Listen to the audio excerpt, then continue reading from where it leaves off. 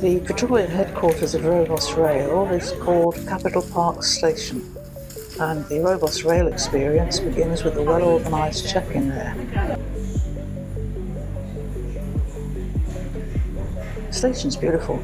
It's a historic site with old-style architecture at the Welcome Centre, where passengers are greeted with snacks and champagne. Owner Rohan Voss took us on a behind-the-scenes tour of the workshop area.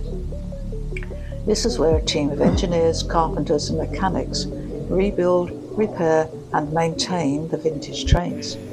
And peacocks are a feature of the site.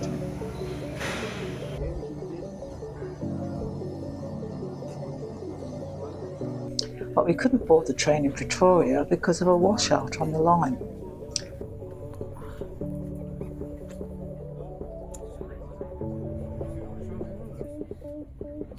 We all got onto coaches and headed for Germiston, about 60 kilometres away, and that's where things turned to custard.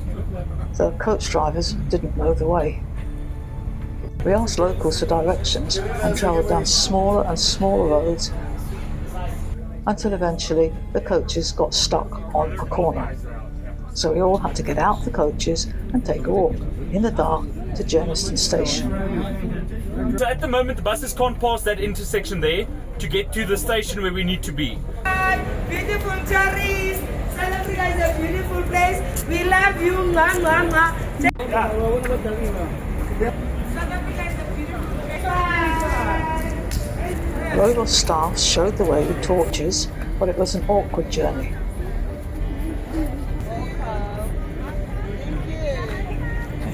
I don't think many had the welcome drink just then. It was a relief to see the train at last. The passengers, there were 55 of us, moved into a lounge car at the front of the train. We were offered refreshments and waited to be escorted to our suites. It's apple juice. It was now well past 7 o'clock, so dinner was put back to 7:45, and it was not formal. And when we got to our suite, the luggage had already arrived, safely. Perhaps we should have travelled with that.